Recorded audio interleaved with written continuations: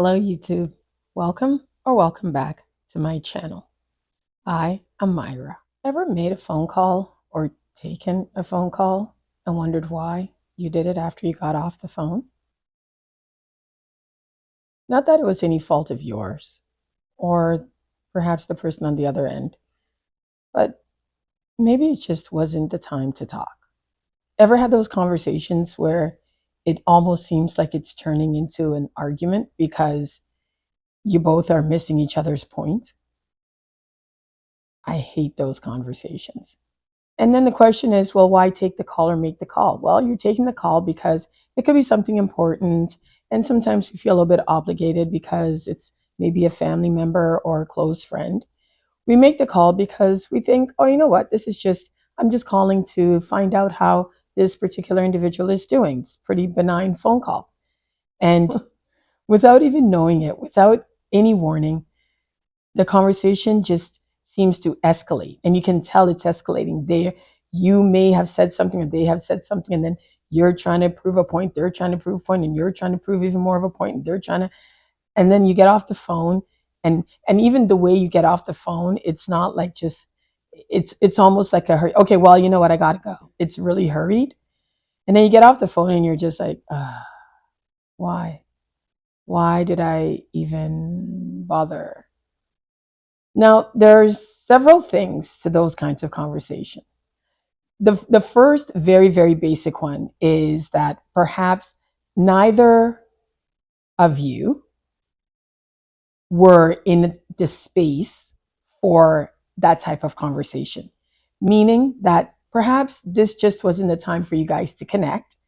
And even if it was, maybe what you were talking about, it was not the right time to have that discussion. So that's number one. The energy was all wrong. The other reason could be knowing your audience and who to and who not to have certain discussions with. The reality is, whether family or friends, everybody has a place in terms of what you can communicate with them or without them. You can discuss politics and the plight of the world, and you know, economics with one group of people. You can discuss sex and other personal intimate things with another group. You can maybe talk about money and finances with yet another group, right? But very rarely are you going to find somebody who you can discuss everything with, or perhaps that you feel comfortable discussing everything with. And that's what I mean by know your audience. And so it's no fault of yours and it's no fault of theirs.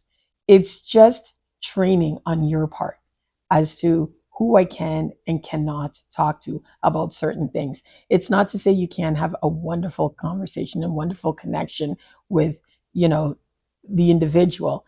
It's just that there are certain topics that y'all are just better staying away from.